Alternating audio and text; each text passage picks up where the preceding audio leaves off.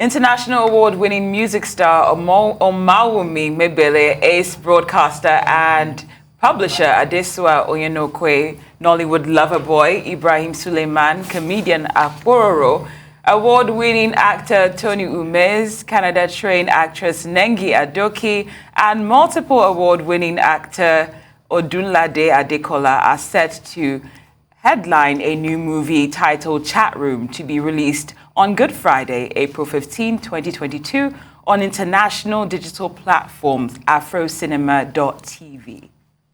We are now being joined for a quick chat by producer of the movie Peju Ibekwe and lead actor Nengi Adoki. Welcome to Newsday. Thank you. Good to have you with us. Thank you.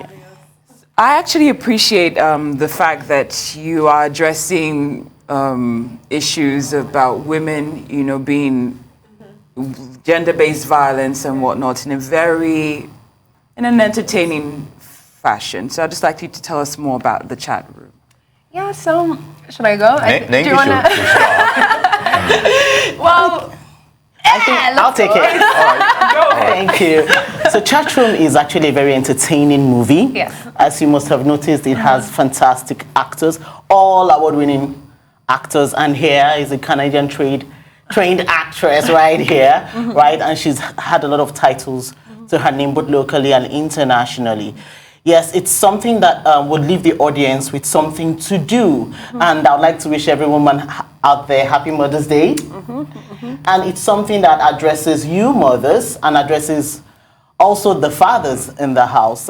So it's not just a movie, like we could call it, it's a movement. It's something that would leave the society with something to think about. And there's some parts of the project that would also help to healing of the people that have been affected by this issue.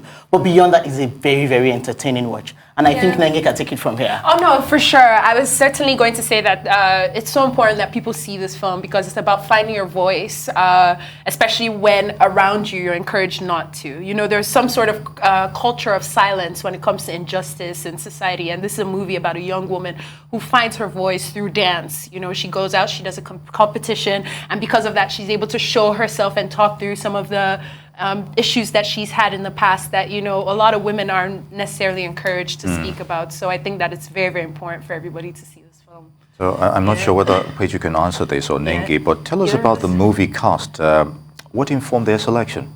Nengi is one of them. So first, interestingly, the movie is based on a dance reality TV show. Yeah. So the first selection criteria was, can you dance? Yeah.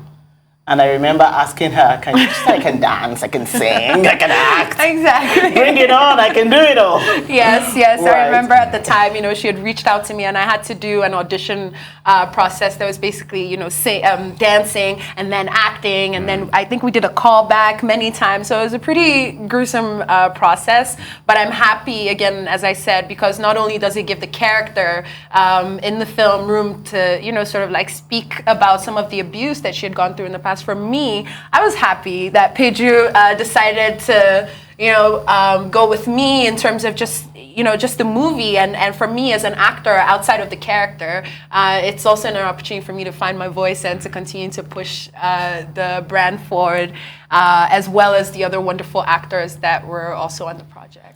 So what I would also say is that beyond dance, there were other roles in the movie that didn't require dance. And we had Omawumi Mebele. Yes. I was just going to mention that. Yes. Well. Yes, a fantastic singer and also an excellent actress. Right. And then we have Adesua Oyenokwe. For the first time, this is her debut acting. She has a cameo role in the project, and we know she's an ace broadcaster, an excellent publisher, but this is going to be the first time you're going to be seeing her on screen as an actress, which definitely connects to so many of us, like, what it's going to be like. I'm actually looking forward to watching that also. As am I. And I must point out, I think it's worth mentioning that you went beyond the movie and you have an actual virtual chat room to support women who have actually gone through maybe gender-based violence. Can you tell us more about how that's going?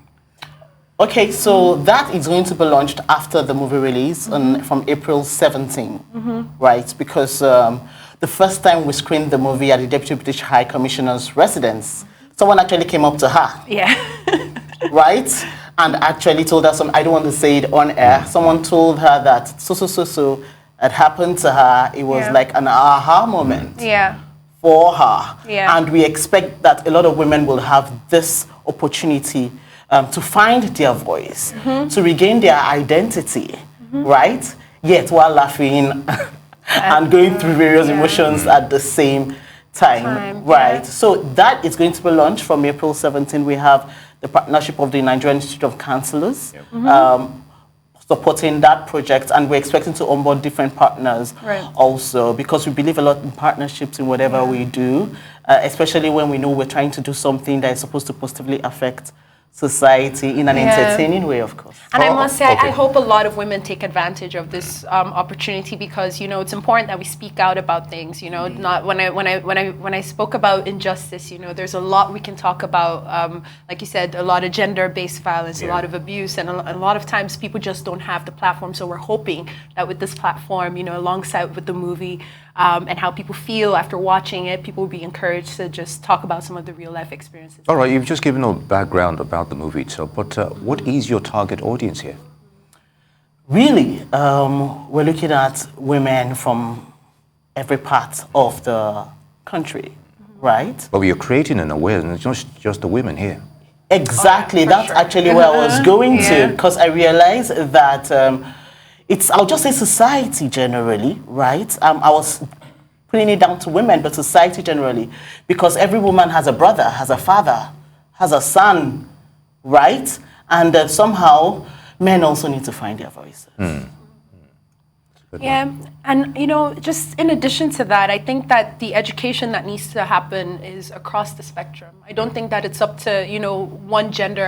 It would be a shame if after this film a lot of people make this about being right or being wrong as far as these issues go. I think that there's an opportunity here for every single person to sort of reflect and review on some things that perhaps maybe was normal to you in the past, especially even how we raise children, how we raising men, how we raising women, how we approaching some of these issues, and what responsibility are we taking in terms of our collective healing, and even just the discourse around what it means to stand up to gender-based violence. So. And taking it from when Nengi just dropped it, I think it's a movie that every family must watch. Yeah. And everyone must watch. Like you rightly mentioned, it's not about women. Both men and women, we all need to see it, right? And then identify where it speaks to us and where it can help us do better. Yes. Either as parents, as bosses, as colleagues, as friends, right?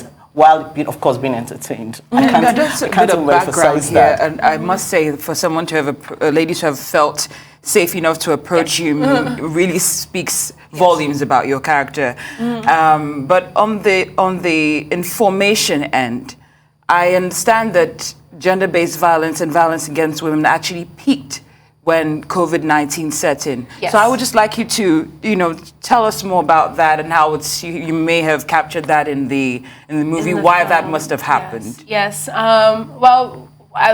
While I'm not an expert on the issue, I do know that, the rise in terms of the violence that had happened during that time was because a lot of spouses were spending more time at home and more time with their children. So if there was abuse that was happening maybe like, a couple hours a day, now there's the whole day, and, families then had to sort of like go through that. Unfortunately, some of these instances ending up fatal. Right. So for me, when I took on this role, I knew that it was extremely important to show the journey of how sometimes, the abuser is at home, right? A lot of times people say, go and tell mommy or go and tell daddy. So what then happens if, mommy or daddy sometimes are complacent or even sometimes, enforce the abuse, right? So in terms of, just like in terms of speaking out against it, I hope that this film creates an environment where a lot of people, through Ibere's story, my character, will find courage to speak up even when the abuse is happening right at home. We're hoping that with even the chat rooms, with all of the resources that we're making, available while we're doing this, people are encouraged to reach out to these numbers. People are encouraged to seek help. It is unfortunate that a lot of times some of the victims of abuse are also then laid with the responsibility of healing and of even teaching sometimes. So I was very happy when that woman walked up to me, because then, there must have been something about the film that encouraged her to speak about this, something so radical that had happened in her life right there at a film screening. So it's really important that people see it. So if you are someone who suffered from abuse or whatever, and you are looking and watching this film and feel triggered, because that might happen. I just want to encourage you, to speak out, to find help, to remove yourself from that situation, to take advantage of some of the resources that, thanks to them, will also be put out. And I hope that we continue to talk about this, because it's extremely important, especially today, as you mentioned. All right. So if I would add to what Nengi Yeah. just said, like she mentioned, right? You don't have to have been there or done that. Right. Right. Statistics from the World Bank tells us that 1 in 3 women in Nigeria have been abused or will be abused in their lifetime. This statistic is dated over 7 years ago. Yeah. You mentioned that during the pandemic, which was just 2 years ago, there was a rise. Right. I personally believe that over 50% of Nigerian women have been there and done that. So even if you are not in that situation, you definitely know someone. As a matter of fact, like my associate producer, Mrs. Oyeniko, will say, there's an Iberi in every home. All right. Unfortunately, that's as much as we can take on this segment. I'd like to thank Nengi Adoki, Peju Ibekwe. Many thanks for your perspective on the Chatroom, which is set to be launched in April. It's good to have you with us. April 15th. See the film. Thank you. Thank you very much for that. Thank you.